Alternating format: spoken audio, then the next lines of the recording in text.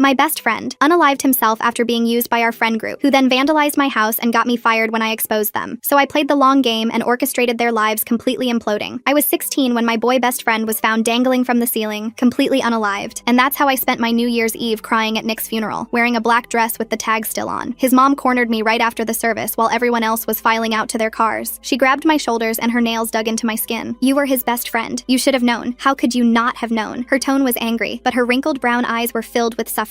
And in that moment, I was grateful that his family hated me, grateful that I could provide them with anger to distract them from how big the pain was. But it made me blame myself more, and for years I was convinced that I was an unaliver no better than Jeffrey Dahmer. Meanwhile, our class went into attention-seeking overdrive. Clara, a girl he always beached about, started a memorial Instagram page that hit 5,000 followers in 2 days. Max, his childhood bully, organized weekly meetups at the diner where we used to hang out. Megan made matching bracelets with his initials that everyone wore and posted about constantly. They tagged me in everything, and I always commented with dove emojis, because if I didn't, they'd beach about me for being a fake friend. Deep down, I knew it was wrong, but I didn't care, because the grief was so overwhelming that I couldn't even think about anything else for longer than 5 minutes. At the gatherings, they'd post these long captions about missing him so much, but the second I tried to grieve offline, they'd shame me. I remember his 1-month anniversary. I wore the jumper that still faintly smelled like him, and when my order came, I was bawling my eyes out. Max just rolled his eyes. Megan patted my back and aggressively told me that it was time to move on. So I went to the bathroom and proceeded to spend 20 minutes curled up into a ball on the floor. The second I came back, the table went silent. I knew they had all been beaching about me, dragging the mood down. After that, I started making excuses. Homework, family stuff, pet minding, anything to avoid the gatherings. And in isolation, the guilt was eating me alive. Anytime I smiled or even enjoyed anything, I hated myself, because he would never get to experience joy again, all because of me. And just as I was about to apologize to the group for being a Debbie Downer, I got a text. It was Marcus, one of Nick's co-workers. We hadn't talked since the funeral. He texted saying he noticed I hadn't been around much and wanted to check in. I hadn't received a text like that since the day I found out he was dead. I immediately broke down and told him everything. The forced optimism, the isolation, the guilt, the suicidal thoughts. Turns out he'd been feeling the same way, and my friend group had blocked him for not posting enough. I breathed a sigh of relief when he told me that. We started texting every day. It was like he was the only one that got me. Fast forward to 6 months later. The group were planning this huge trip for the anniversary of his death. Clara made a whole itinerary with photo locations and matching outfits. The two things that Nick hated most in this world, LOL. When I said I wanted to spend the day alone, Max actually laughed. "That's so selfish. This is about honoring him together." But for the first time, I didn't listen. Marcus and I decided to visit Nick's grave privately instead. While we were there, I noticed fresh flowers and candles that I'd never seen before. The groundskeeper told me Nick's older brother had been coming weekly but always alone. He mentioned the brother had left something in the memorial box they keep for families. Inside was a USB drive labeled, "Read this." Well, I already had my laptop in my bag, so I put it in straight away. What I saw made my stomach churn. It was Nick's blog, 2 years of entries, and every single one was about our friend group, how they made fun of his music taste, how they excluded him from plans then posted about missing him when he wasn't there, how they only invited him when they needed rides or someone to pay. Entry after entry of feeling invisible in his own friend group. The anniversary memorial was packed. Clara had promoted it like an event, and half the school showed up. Megan was live streaming. Max was selling these memorial hoodies he'd designed. I walked up to the microphone with my phone in my hand. I read every entry that mentioned them by name. I didn't realize it at the time, but that one decision ruined my life. The silence that followed was deafening. Clara's face went from confused to furious in seconds. She stormed up to the microphone and shoved me aside, nearly knocking my phone out of my hand. "She's clearly having some kind of breakdown," she announced to the crowd. Nick would be devastated to see his best friend acting like this at his memorial. Max jumped up from his merchandise table, hoodies scattered everywhere as he rushed toward the stage. Megan stopped her live stream and started frantically typing on her phone. Within minutes, my social media exploded with notifications. Screenshots of my meltdown were already circulating with captions like, "Attention seeker ruins memorial," and "Jealous friend can't handle grief." I ran to my car, hands shaking as I fumbled with my keys. Marcus texted asking if I was okay, but before I could respond, my phone crashed from the flood of messages. When I finally got it working again, I had over 300 Instagram DMs. Most called me pathetic, selfish, or worse. Someone had already created a TikTok of me reading the blog entries with crying emoji reactions edited over it. The next morning, my mom woke me up looking worried. "Honey, there's something spray painted on our garage door." I didn't need to look to know what it said. The word liar in bright red paint greeted me when I peeked through the curtains. Our Ring camera footage showed 3 figures in hoodies at 3 a.m., but their faces were covered. At school, the hallways parted like the Red Sea when I walked through. Whispers followed me everywhere. My locker had been decorated with printouts of Nick's face and the words, "You unalived him," written in permanent marker across them. I tried to peel them off, but more appeared by lunch. Clara had posted a 40-slide Instagram story, setting the record straight. She claimed I'd been jealous of their friendship with Nick, that I'd tried to isolate him from the group. She even posted old group photos with me cropped out, saying I'd always been possessive and unstable. The post had thousands of likes and hundreds of comments agreeing with her. My other friends started distancing themselves. Sarah, who I'd known since elementary school, wouldn't make eye contact in chemistry class. When I tried to sit at our usual lunch table, everyone suddenly remembered remembered they had library passes. Even teachers looked at me differently after Clara's mom, who worked as a guidance counselor, had private conversations with them about my concerning behavior. I found temporary refuge in the journalism room during lunch, but even that didn't last. Someone had submitted an anonymous tip to the school newspaper about my disruption of a memorial service. They wanted to interview me for a story. I declined and spent the rest of lunch hiding in a bathroom stall, reading the blog entries again on my phone to remind myself I wasn't crazy. Marcus met me after school by the back entrance. He looked exhausted, dark circles under his eyes. "They got me fired," he said quietly. "Someone called my manager, said I was harassing grieving teenagers, showed them edited screenshots of our texts where it looked like I was manipulating you." We sat in his car for an hour, neither of us knowing what to say. Finally, he pulled out his phone and showed me something that made my blood run cold. Clara had started a GoFundMe for a Nick Memorial Scholarship Fund. It had already raised $8,000. The description talked about supporting students who showed loyalty and compassion, unlike certain people who exploited tragedy for attention. That night, I couldn't sleep. Every time I closed my eyes, I saw Nick's blog entries, his words about feeling invisible, about the fake friends who only wanted him for rides and money. How had I not seen it when he was alive? The guilt mixed with anger until I couldn't tell them apart. The harassment escalated daily. My college email got flooded with spam after someone posted it in a hate forum dedicated to discussing my crimes. Teachers started calling on me less in class. My guidance counselor suggested I might be happier at another school. Someone even called my part-time job claiming I was unstable and shouldn't work with customers. 2 weeks after the memorial, things got worse. I woke up to hundreds of tags on a video that made me physically sick. Someone had created a deepfake of me laughing while holding a picture of Nick. The caption read, "Caught on camera, her real reaction to his death." It looked disturbingly real. Comments poured in from people who didn't even know us, calling for justice, saying I should be expelled or worse. My parents tried to help, but what could they do? The school said cyberbullying was hard to prove when it was coming from multiple sources. The police said mean comments weren't illegal. A lawyer told us defamation cases were expensive and difficult to win, especially against minors. I started skipping school. What was the point when every day brought new humiliation? But staying home wasn't much better. Delivery drivers gave me strange looks. Neighbors whispered when I walked our dog. The red paint on our garage had been cleaned, but faint traces remained like a scar. Marcus was my only lifeline. We met secretly at a park 2 towns over where no one knew us. He'd lost 15 pounds from stress and barely smiled anymore. "I keep thinking about what Nick wrote," he said one day. "How he felt invisible. Now we're invisible too, just in a different way." That's when James reached out. Nick's older brother had been watching everything unfold from a distance. His text was simple. "I believe you. We need to talk." We met at a small coffee shop an hour from town. James looked like an older version of Nick. Same dark hair and green eyes, but with deeper worry lines. He pushed a folder across the table. "I found more than just the blog," he said quietly. "Text messages, group chats, everything. They tortured him psychologically for 2 years. The messages were worse than the blog. Casual cruelty disguised as jokes. Plans made in separate group chats specifically excluding Nick. Megan calling him pathetic for caring about his music. Max borrowing money he never intended to pay back. Clara screenshotting his vulnerable messages to mock with others. "I wanted to come forward earlier," James continued, "but my parents, they can't handle any more pain. This is unaliving them slowly." He showed us more evidence. Venmo transactions showing Nick constantly paying for everyone. Calendar screenshots of plans he wasn't invited to. Even voice recordings of them mocking him when they thought he couldn't hear. We spent hours going through everything. James had been meticulous, organizing 2 years of digital cruelty into neat folders. But the most damning evidence was a video from 3 weeks before Nick's death. Someone had secretly recorded him confronting the group about feeling excluded. Their response was to laugh and call him dramatic. Clara's voice was clearest. "God, you're so sensitive. Maybe if you weren't such a downer all the time." I wanted to post everything immediately, but James stopped me. "They'll spin it like they did before. We need to be strategic." He was right. Clara had already proven she could control the narrative. We needed something bigger. That's when Marcus remembered the GoFundMe. What if the money isn't going where she says? We did some digging. The scholarship fund Clara advertised? It didn't exist. The school had no record of it. The money was going directly to Clara's personal account. She'd been posting about administrative costs and memorial expenses, but also mysteriously had new designer clothes and the latest iPhone. We screenshot everything. Every transaction, every lie about where the money was going. James even found posts where she was selling memorial merchandise that was just cheap items from wholesale websites marked up 400%. She was literally profiting off Nick's death while destroying anyone who questioned her. But when I tried to post the evidence, I discovered Clara had been busy. My Instagram, TikTok, and Twitter had all been banned for harassment and bullying. She'd organized mass reporting campaigns against me. Every time I made a new account, it was banned within hours. I was effectively silenced on every platform where people might see the truth. The situation at school became unbearable. Someone had submitted fake screenshots to college admissions offices claiming I was a bully who drove a student to self-harm. My early acceptance to State University was suddenly under review. My grades were slipping because teachers kept losing my assignments. Clara's mom had convinced the administration I was a disruption to the learning environment. One particularly bad day, I was cornered in the hallway by Megan and her friends. "You know what's really sad?" she said loudly enough for everyone to hear. "Nick told us you were obsessed with him. Like, creepy obsessed. He was actually scared of you near the end." I knew it was a lie, but the crowd gathering around us didn't. They just saw me standing there, shaking, unable to defend myself. When I tried to walk away, someone accidentally spilled their drink on me. When I went to the bathroom to clean up, someone had written, "Nick Killer" on the mirror in lipstick. That night, I finally broke down completely. My parents found me on the bathroom floor at 2 a.m., sobbing so hard I couldn't breathe. They wanted to take me to the hospital, but I begged them not to. I could already imagine how Clara would spin that. Guilty conscience leads to mental breakdown. Marcus wasn't doing much better. He'd been blacklisted from every job in town after the rumors spread. His own family was starting to doubt him. "Maybe you misunderstood," his mom had said. "Those kids seem so nice on social media." We were losing. Despite having all the evidence, we couldn't get it out there. Every avenue was blocked. Clara's narrative was the only one people saw. Nick's truth was buried under layers of lies and manipulation. Then came the turning point we'd been waiting for. There was another memorial event, this time at school. Clara had convinced the administration to let her organize an assembly. Attendance was mandatory. She'd prepared a whole presentation about celebrating Nick's life and moving forward together. What she didn't know was that James had been talking to his parents. Slowly, carefully, he'd been showing them Nick's blog. It broke them all over again, but this time their grief mixed with anger. They'd been led to believe their son's friends had loved him, that I was the problem. Learning the truth changed everything. The assembly was packed. Clara stood at the podium in a black dress that probably cost more than Nick ever spent on himself, talking about friendship and loyalty. Behind her, a slideshow played happy group photos, all carefully curated to support her narrative. I sat in the back, Marcus beside me, both of us silent. Then the doors opened. Nick's parents walked in with James. The principal tried to intercept them, but Nick's father just said, "We're his parents. We have a right to speak at our son's memorial." Clara's face went pale, but she tried to play it cool. "Of course, Mr. and Mrs. Johnson. Would you like to say a few words?" She probably thought they'd thank her for organizing everything, maybe cry a little. She had no idea what was coming. Nick's mother took the microphone. Her hands were steady, but her voice shook. "We've recently learned some things about our son's final months, things that change everything we thought we knew." She pulled out a stack of papers, Nick's blog entries. "These are our son's words, his truth, and we think everyone should hear them." She began reading. The assembly was dead silent except for her voice, strong and clear, reading Nick's pain aloud, how he felt used, how he knew they talked about him behind his back, how he paid for everything but was never really included, how he thought about ending the friendship but didn't know how to be alone. With each entry, the room grew more uncomfortable. I saw Max sink lower in his seat. Megan was frantically typing on her phone, probably trying to do damage control. But Clara looked furious. She actually tried to grab the microphone, saying something about this being inappropriate and hurtful to Nick's memory. Nick's father stepped forward then. He was a quiet man normally, but his voice boomed through the gymnasium. "You want to talk about hurtful? How about profiting off my son's death?" He held up his phone, showing the GoFundMe page. $8,000 raised for a scholarship that doesn't exist. "Where's that money, Clara?" The principal finally intervened, trying to end the assembly, but it was too late. Students were already pulling out their phones, looking up the GoFundMe, searching for the scholarship information. The truth was spreading faster than Clara could contain it, but the real blow came when Nick's mother turned to me. In front of everyone, she said, "I owe you an apology. I blamed you for not saving him, but you were the only real friend he had. You tried to show us the truth and we didn't listen. I'm sorry." She hugged me right there on stage, and I completely broke down. Months of pain and isolation came pouring out. When I finally looked up, half the assembly was crying too. The other half was staring at Clara, Max, and Megan with disgust. The aftermath was swift. The GoFundMe was investigated and shut down for fraud. Clara had to return every penny, though she'd already spent thousands. The school revoked her student council position and banned her from organizing any more events. When college admissions boards learned about the fraud, her acceptance letters started turning into rejections. Max lost his football scholarship when coaches saw evidence of his bullying. Turns out universities don't want players who psychologically torture their teammates. His parents had to pay back everyone Nick had loaned money to, which was substantial. Megan's family moved within a month. The shame was too much for her mother, who was on the PTA and had defended her daughter fiercely. Before they left, Megan posted one last video, a tearful apology that felt more like self-pity than genuine remorse. The memorial Instagram page was reported and removed for violating terms of service. All those followers, all that influence, gone overnight. Clara tried to start new accounts, but now she was the one getting mass reported. She learned what it felt like to be silenced and helpless. My college acceptance was reinstated after the truth came out. The admissions board actually called to apologize personally. My grades recovered when teachers realized they'd been misled. The vandalism stopped, and people began approaching me to share their own stories about the group's cruelty. But the best outcome was what James, Marcus, and I built together. We started a real support group for grieving teens, one that focused on genuine connection and mental health resources. No social media, no merchandise, just a safe space for people who were struggling. We called it Nick's Place, and it was everything the fake memorial wasn't. Nick's parents became advocates for anti-bullying programs, sharing their son's story at schools across the state. They always emphasized that the worst bullying isn't always physical, that psychological torture can be just as deadly. They saved lives by speaking out. As for me, I still carry the guilt. I still wish I'd seen the signs earlier, stood up to the group while Nick was alive. But I've learned that grief isn't performative. It's not about Instagram posts or memorial merchandise. It's about honoring someone's truth, even when it's uncomfortable. The last time I visited Nick's grave, it was covered in fresh flowers from people who'd never met him but understood his pain. No staged photos, no social media documentation, just quiet recognition of a life that mattered. Justice didn't come through dramatic confrontation or revenge. It came through truth being revealed and believed. The bullies faced real consequences, lost opportunities, damaged reputations, and the knowledge that everyone knew what they'd done. They learned that exploiting someone's death for personal gain has a price, and someone Somewhere, I hope Nick knows that his truth finally mattered more than their lies. The weeks following the assembly should have been peaceful, but Clara wasn't done. She might have lost her public platform, but she still had connections, and she used every single one of them. The first sign of trouble came when I received an official letter from the school board. They were launching an investigation into my disruptive behavior at school events. Clara's mother had filed a formal complaint, claiming I'd caused emotional distress to grieving students. Marcus got his own letter the same day. His was worse, a cease and desist order from Clara's family lawyer, accusing him of stalking and harassment. The letter threatened legal action if he continued spreading defamatory content about their daughter. We both knew it was baseless, but fighting it would cost money neither of us had. James called an emergency meeting at his apartment. He looked exhausted, papers scattered across his coffee table. "They're not giving up," he said, showing us printed emails. Clara had been reaching out to news outlets, trying to spin the story as a case of cyberbullying against her. She'd even created a fake blog, backdated to make it look like Nick had written positive things about the friend group. The fake blog was sophisticated. She'd studied Nick's writing style, copied his humor, even included inside jokes only the group would know. If someone stumbled across it without context, they'd believe Nick had loved his friends, and that we'd fabricated evidence against them. She was rewriting history while we watched. My parents hired a lawyer, draining their savings in the process. The lawyer, Mrs. Chen, was blunt about our chances. They're minors with clean records and good grades. You expose them publicly. Even with evidence, juries sympathize with young people who claim they're being bullied. She advised us to stay quiet and let things blow over. But staying quiet wasn't an option when Clara escalated further. She created anonymous accounts to message students from neighboring schools, claiming I was dangerous. The messages included carefully edited screenshots from Nick's blog, rearranged to make it seem like he'd been afraid of me. Soon, I was getting hostile messages from complete strangers. The school board investigation dragged on for weeks. I had to miss classes for interviews where they questioned every interaction I'd had with Clara's group. They asked why I'd chosen such a public venue to share the blog entries, why I hadn't gone through proper channels, whether I'd considered the emotional impact on other grieving students. During one particularly grueling session, the board presented new evidence, a series of text messages between Nick and Clara where he supposedly called me suffocating and obsessive. My lawyer immediately spotted inconsistencies in the formatting, but proving they were fake would require expensive digital forensics. Marcus faced his own battles. The cease and desist had scared away potential employers who didn't want legal trouble. He applied for jobs in neighboring towns, but somehow word always got there first. One manager told him straight out, "We heard you were involved in some harassment case. We can't take the risk." James discovered Clara had been busier than we thought. She'd reached out to Nick's extended family, cousins, and aunts who lived out of state, feeding them her version of events. She painted herself as Nick's closest friend, trying to preserve his memory while unstable individuals attacked her. Some relatives believed her and started pressuring Nick's parents to stop the vendetta. The stress began affecting Nick's parents' marriage. His mother wanted to keep fighting, to ensure their son's truth was heard. His father, worn down by family pressure and legal threats, wanted to move on. James found himself mediating between them while dealing with his own grief and anger. Then Clara made a mistake. In her eagerness to discredit us, she posted a tribute video to Nick on a new platform she thought we weren't monitoring. The video included footage from parties and gatherings, showing happy moments between Nick and the group. But Marcus noticed something Clara had missed. In the background of one clip, you could hear Max and Megan mocking Nick's outfit while he was in another room. We had them discussing their cruelty on camera, but when we tried to share it, we hit another wall. Clara's family had hired a reputation management firm. Every time we posted evidence, it was buried under a flood of positive content about Clara. Search her name, and you'd find dozens of articles about her charity work, her academic achievements, her brave stand against cyberbullying. The firm also worked to discredit us. Suddenly, old social media posts were taken out of context. A joke I'd made years ago about skipping school became evidence of my delinquent behavior. A photo of Marcus at a party became proof of his unstable lifestyle. They were building a narrative that we were troubled teens jealous of successful students. My mental health deteriorated rapidly. I started having panic attacks in public, terrified of running into Clara's supporters. My grades, which had started recovering, plummeted again. My parents discussed homeschooling, but we couldn't afford it with the legal bills piling up. One night, I got a call from an unknown number. The voice was disguised, but the message was clear. "Drop this, or things get worse. We know where you work. We know your schedule. Nick's gone, and you can be too." I recorded the call and took it to the police, but they said without proof of who made it, they couldn't do anything. The threats escalated. My car tires were slashed in the school parking lot. Marcus found a dead bird in his mailbox. James received photos of himself taken from a distance, showing someone had been following him. We were being watched, stalked, terrorized into silence. Clara's group had reformed, stronger and more vicious than before. They'd learned from their mistakes, operating through proxies and anonymous accounts. New members joined, drawn by Clara's narrative of being a victim fighting back against bullies. They called themselves Nick's real friends and made it their mission to destroy us. The school board finally reached a decision. I was suspended pending further investigation. They cited the ongoing disruption my presence caused. Clara's mother had convinced them that other students felt unsafe with me around. I was banned from campus, forced to complete assignments from home. My isolation was complete. Friends who'd started reaching out after the assembly pulled back when the suspension was announced. Nobody wanted to be associated with the girl who'd been officially labeled a troublemaker. Even Sarah, who'd known me since we were 6, blocked my number after her parents told her to stay away. Marcus and I met at increasingly obscure locations, paranoid about being followed. We'd become exactly what Clara painted us as: isolated, paranoid, seeing enemies everywhere. The difference was, our enemies were real. Every day brought new evidence of their campaign against us. James made a difficult decision. To protect his parents from further pain, he publicly announced he was stepping back from the situation. Privately, he continued gathering evidence, but he couldn't be seen with us anymore. We understood, but losing our strongest ally hurt deeply. Then came the lawsuit. Clara's family filed a civil suit against me for defamation, emotional distress, and harassment. They demanded damages that would bankrupt my family. The lawsuit meant depositions, court dates, and more legal fees we couldn't afford. My parents took out a second mortgage on our house. During my deposition, Clara's lawyer twisted everything. My grief became obsession. My attempt to share Nick's truth became a malicious attack. They presented character witnesses, teachers and students who testified about Clara's kindness and leadership. They painted a picture of a golden girl tormented by a jealous classmate. But we had an ace up our sleeve. Mrs. Chen had been quietly building our case, and she'd found something Clara's team missed. The reputation management firm Clara's family hired had made a crucial error. In their zeal to create positive content, they'd accidentally included metadata proving the fake blog posts were created after Nick's death, not before. We also had new allies. Other students who'd been bullied by Clara's group started coming forward, emboldened by our fight. They shared their own stories of exclusion, mockery, and manipulation. A pattern emerged of Clara targeting anyone who threatened her social dominance. The turning point came from an unexpected source. Megan, racked with guilt and tired of running, reached out through her lawyer. She was willing to testify about what really happened, to admit their treatment of Nick, in exchange for immunity from the fraud charges. Clara had pushed her too far, threatening to ruin her family's new life if she didn't stay silent. Megan's testimony was devastating to Clara's case. She detailed how they'd systematically excluded Nick, used him for money and rides, mocked him behind his back. She confirmed the blog entries were real, that Nick had confronted them about his treatment. She even admitted to helping create the fake evidence against me. But Clara had one more card to play. The night before a crucial hearing, my laptop was stolen from my car. It contained all our evidence, our communications with lawyers, everything. Without it, we'd have to start from scratch. Security footage showed a figure in black breaking into my car, but their face was covered. Marcus worked through the night to reconstruct what we'd lost. He'd been paranoid enough to back up everything to multiple cloud services. By morning, we had most of our evidence restored. But the message was clear. They were watching our every move, ready to strike at any moment. The hearing was a battlefield. Clara's lawyer presented their case with theatrical flair, portraying her as a grieving friend trying to honor Nick's memory. Our lawyer methodically dismantled their arguments, presenting evidence of the fake blog, the fraudulent fundraiser, the orchestrated harassment campaign. The judge seemed skeptical of both sides until James made a surprise appearance. He'd been subpoenaed by Clara's team, thinking he'd support their case. Instead, he calmly presented a USB drive containing every piece of evidence we'd gathered, including audio recordings of Clara discussing her plans to discredit us. The courtroom erupted. Clara's lawyer objected, claiming the evidence was obtained illegally. Our lawyer countered that it was all from public sources or freely given by witnesses. The judge called a recess to review everything, leaving us in agonizing suspense. During the break, Clara cornered me in the bathroom. For the first time since this began, we were alone. Her perfect facade cracked, revealing the fury underneath. "You ruined everything," she hissed. "Nick was nothing before I made him popular. He should have been grateful." I recorded her confession on my phone, her admission that she'd never cared about Nick, only about the image of being a caring friend. She detailed how she'd planned the memorial events for attention, how the fundraiser was always meant to benefit her. She was so angry, so confident in her victory, that she didn't notice the red recording light. When court resumed, I passed my phone to Mrs. Chen. The judge allowed the recording as evidence, and Clara's own words destroyed her case. Her lawyer tried to argue it was taken under duress, but the damage was done. Everyone heard her real feelings about Nick, her calculated cruelty. The judge dismissed the lawsuit with prejudice, meaning Clara's family couldn't refile. He also recommended criminal investigation into the fraud and harassment. Clara's parents, realizing the extent of their daughter's actions, withdrew their support. The reputation management firm dropped them as clients. But our victory came at a cost. My family was deep in debt from legal fees. I'd missed so much school that graduating on time was uncertain. The trauma of months of harassment had left deep scars. Marcus still struggled to find work, his reputation damaged by association. Nick's parents divorced, unable to bridge the gap the ordeal had created. His mother threw herself into advocacy work, traveling constantly to avoid dealing with her grief. His father retreated into silence, moving to another state to start over. James tried to hold the family together but eventually had to focus on his own healing. The criminal investigation moved slowly. Clara's family hired new lawyers, fighting every charge. Max and others involved in the harassment claimed they were manipulated by Clara, turning against her to save themselves. The friend group that had tormented Nick imploded in a mess of accusations and betrayals. Some justice came through unofficial channels. Clara's college prospects were destroyed. No school wanted the liability she represented. She became a cautionary tale in our community about the dangers of social media manipulation and false grief. Her family eventually moved, unable to escape the shame. Max lost more than his scholarship. His bullying of Nick became widely known, and former teammates came forward with their own stories of his cruelty. He went from golden boy to pariah, working minimum wage jobs while his former friends went to college. Megan's testimony earned her some redemption, but the guilt ate at her. She started therapy, genuinely working to understand how she'd become someone who could torment a supposed friend. Her family struggled in their new town, the past following them despite the distance. As the one-year anniversary of the assembly approached, I reflected on everything that had happened. The truth had prevailed, but at enormous cost. Nick's story was known, his pain acknowledged, but it couldn't bring him back. Justice felt hollow compared to the loss. Marcus and and I remained close, bonded by shared trauma. We continued running Nick's place, the support group growing as more teens found the courage to share their struggles. We implemented strict no-phone policies, creating genuine safe spaces free from social media performance. James channeled his anger into action, studying law with plans to help families like ours who faced systematic harassment. He kept Nick's real blog online, a permanent testament to his brother's truth. The site became a resource for recognizing and addressing psychological bullying. My suspension was lifted after the lawsuit's dismissal, but returning to school felt impossible. I finished my senior year through online classes, avoiding the hallways where so much pain had occurred. College became a fresh start, a place where nobody knew my story. The deepest wound was the knowledge that it all could have been prevented. If we'd recognized the signs of Nick's suffering, if we'd stood up to the bullying while he was alive, if the adults had listened instead of enabling Clara's manipulation. The what-ifs haunted me more than any harassment, but from the ashes came purpose. Nick's story, as painful as it was, opened eyes to the reality of psychological abuse among teens. Schools implemented new policies about memorial events and fundraising. Parents became more aware of the signs of exclusion and manipulation. Clara tried one last manipulation, posting a lengthy apology video that went viral. She claimed she'd been caught up in grief, that her actions came from a place of pain. Some people bought it, commenting about forgiveness and second chances, but those who knew the truth saw it for what it was, another performance. The video backfired when other victims of her bullying responded with their own stories. A former friend revealed how Clara had sabotaged her college applications. A classmate shared recordings of Clara planning to humiliate her at prom. The pattern of cruelty spanning years became undeniable. The video's comment section became a battlefield. Clara's remaining supporters fought viciously against the flood of new testimonies, but they were outnumbered. Within hours, her carefully crafted image crumbled completely. Her parents' business started receiving one-star reviews mentioning their daughter's behavior. They had to disable their company's social media accounts. I watched it all unfold from my bedroom, feeling nothing. Marcus called to tell me Clara had been spotted at the grocery store wearing sunglasses and a hoodie, practically running from other shoppers who recognized her. Part of me wanted to feel vindicated, but mostly I just felt empty. The criminal investigation finally gained momentum when a detective named Victoria contacted us. She'd been assigned to the fraud case and needed our evidence organized chronologically. James, Marcus, and I spent days in her office, walking through timelines and providing documentation. She seemed genuinely disturbed by what Clara's group had done. During one session, Victoria mentioned something that made my blood run cold. Clara had been caught trying to access Nick's old social media accounts. She'd been attempting to delete old messages and posts that contradicted her narrative. Fortunately, the platforms had already preserved everything for the investigation. The prosecutor decided to pursue charges for fraud, harassment, and identity theft. Clara's new lawyers tried to negotiate a plea deal, but the prosecutor wasn't interested in leniency. Too many people had been hurt, too much money stolen under false pretenses. Max cracked first. Facing his own charges, he agreed to testify against Clara in exchange for community service. He admitted to helping vandalize my property and spreading the false rumors about me being dangerous. His testimony revealed Clara had promised him a cut of the GoFundMe money for his loyalty. The trial date was set for 3 months out. Clara's family tried one last manipulation. They offered to pay my family's legal debts if we dropped everything. My parents were tempted, drowning in bills as they were, but I couldn't let Nick's truth be buried again for money. Mrs. Chen connected us with a victims' rights organization that helped with expenses. They'd been following the case and wanted to use it as an example of memorial fraud. Suddenly, we weren't fighting alone anymore. Clara made bail but had to wear an ankle monitor. Someone spotted her at a drive-thru and posted about it, noting how she'd gone from organizing memorial events to being under house arrest. The contrast wasn't lost on anyone. Marcus finally found work at a warehouse 2 towns over. The manager there hadn't heard about the drama and just needed reliable workers. It wasn't much, but it was something. He started saving every penny, determined to rebuild his life. James graduated from law school early, throwing himself into his studies to cope. He chose to specialize in fraud and harassment cases, inspired by what we'd endured. His first case after passing the bar was helping another family whose child's death had been exploited for profit. The trial arrived faster than expected. The courthouse was packed with reporters, students, and community members who'd followed the saga. Clara entered wearing a conservative suit, trying to look young and innocent, but everyone had seen her true face in that bathroom recording. Her defense attorney tried to paint her as a grieving teenager who made mistakes. They brought up her academic achievements, her volunteer work, her previously spotless record, but the prosecutor systematically destroyed each argument with evidence we'd provided. When I took the stand, Clara stared at me with pure hatred. I detailed the harassment, the vandalism, the threats. I played the recording of her confession. Her attorney objected repeatedly, but the judge allowed it all. The truth couldn't be silenced anymore. Nick's mother testified about the pain of discovering her son's friends had tormented him. She broke down describing how Clara had comforted her at the funeral, while secretly planning to profit from Nick's death. Several jurors were visibly affected by her testimony. The most damaging testimony came from Clara's former friend Benji, who'd been part of the inner circle. He revealed Clara had a history of targeting vulnerable people, documenting years of similar behavior. She'd destroyed friendships, sabotaged relationships, always playing the victim when confronted. Clara's parents sat in the gallery looking shell-shocked. They'd believed their daughter's lies completely, enabling her behavior for years. When evidence of the fraud was presented, showing exactly how she'd spent the memorial funds, her mother left the courtroom in tears. The jury deliberated for only 3 hours, guilty on all counts. Clara's face went white as the verdict was read. She'd been so certain she could manipulate her way out of consequences, but reality finally finally caught up with her. Sentencing was scheduled for the following month. The judge ordered a pre-sentencing investigation to determine appropriate punishment. Clara remained on house arrest, her social media presence finally completely silenced. The community's reaction was mixed. Some felt justice had been served. Others thought we'd gone too far in pursuing criminal charges against a teenager. But most people just seemed relieved the drama was over. My college acceptance was formally reinstated with a personal apology from the admissions director. They offered me additional financial aid, recognizing the hardship I'd endured. I accepted, eager for a fresh start away from everything. Marcus decided to move too. He'd saved enough for a security deposit on a small apartment near his warehouse job. We helped him pack, both of us ready to leave the town that had become a battlefield. Before leaving, I visited Nick's grave one more time. Fresh flowers covered the headstone, not staged memorial bouquets, but simple wildflowers from people who genuinely cared. I left my own contribution, a printed copy of his favorite song lyrics. The sentencing hearing revealed Clara's complete lack of remorse. She read a prepared statement blaming everyone but herself. The judge wasn't impressed. She received 2 years in a juvenile facility, 3 years probation, and was ordered to pay full restitution. Her parents' business never recovered. They sold their house to pay legal fees and restitution, moving to another state for a fresh start. The last anyone heard, they were in therapy, trying to understand how they'd raised someone capable of such cruelty. Max completed his community service at a local mental health facility. The experience changed him, forcing him to confront the damage bullying causes. He wrote a letter apologizing to Nick's family, though they chose not to respond. Megan continued therapy and eventually reached out to apologize personally. Her remorse seemed genuine, unlike Clara's performance. She was working at a crisis hotline, trying to help others who felt invisible like Nick had. The memorial fund money was recovered and donated to legitimate mental health organizations in Nick's name. The school implemented strict policies about memorial events and fundraising, requiring administrative oversight to prevent future exploitation. Local news covered the case's conclusion, focusing on the dangers of social media manipulation and false grief. Several schools invited Nick's mother to speak about recognizing signs of bullying and the importance of genuine friendship. My last week in town was surprisingly peaceful. People who'd shunned me during the harassment campaign approached with quiet apologies. Sarah even unblocked my number, sending a long text about how sorry she was for abandoning me. The moving truck arrived on a Thursday morning. My parents had decided to relocate too, the house holding too many bad memories. As we loaded boxes, neighbors watched from windows, the same ones who'd whispered about me for months. Marcus stopped by to say goodbye. We'd been through hell together, bonded by trauma and determination to see justice done. He promised to visit once we were both settled in our new lives. James sent a text with a photo of Nick's blog, now preserved permanently online with resources for bullying victims. The site received thousands of visits daily from teens experiencing similar exclusion and cruelty. The drive to college felt like emerging from a nightmare. Each mile put distance between me and the worst year of my life. But I carried Nick's memory with me, not the false narrative Clara created, but his true story of pain and isolation. My dorm room was small but mine. No one here knew about the trial, the harassment, the memorial drama. I could just be a regular freshman, starting over with hard-won wisdom about fake friends and real grief. The first week of classes, I noticed a girl sitting alone in the cafeteria, scrolling through her phone while others chatted around her. Something in her posture reminded me of Nick. I sat down across from her and introduced myself. We talked for hours about classes, homesickness, and adjusting to college life. She mentioned feeling invisible in her high school friend group, always on the periphery. I listened, really listened, the way I wished I'd listened to Nick. Marcus texted updates about his new life. He'd been promoted at the warehouse and was taking night classes. The drama felt like a distant memory, though we both knew the scars would never fully fade. Clara served 8 months before being released to a halfway house. Someone leaked photos of her doing court-ordered community service, picking up trash along the highway. She looked different, hollow, defeated, finally facing consequences. The 1-year anniversary of the trial passed quietly. Nick's parents held a small private gathering at his grave. No social media, no merchandise, just people who genuinely loved him sharing memories and grief. I started volunteering at my college's peer support center, trained to recognize signs of distress in other students. Every conversation reminded me that everyone carries hidden pain, that popularity often masks deep loneliness. James won his first major case, helping a family whose daughter's sewer slide had been exploited by classmates selling memorial merchandise. He cited our case as precedent, slowly building legal protections against grief profiteering. Life moved forward in small, ordinary ways. I made real friends who knew my story but didn't define me by it. Marcus found love with a coworker who appreciated his loyalty and strength. Even Megan seemed to be building a better life, far from Clara's influence. The last I heard, Clara was working at a fast food restaurant, her dreams of influence and popularity crushed by her own cruelty. Her former followers had long since moved on, pretending they'd never participated in her schemes. Nick's truth lived on through the website, the support groups, and the lives touched by his story. Not the sanitized version Clara tried to sell, but the real, painful truth about feeling invisible among supposed friends. His death sparked changes that might save others from similar pain. I graduated with honors, my thesis examining social media's role in grief exploitation. The dedication read simply, "For Nick, whose truth deserved to be heard." It felt like the most honest thing I'd ever written.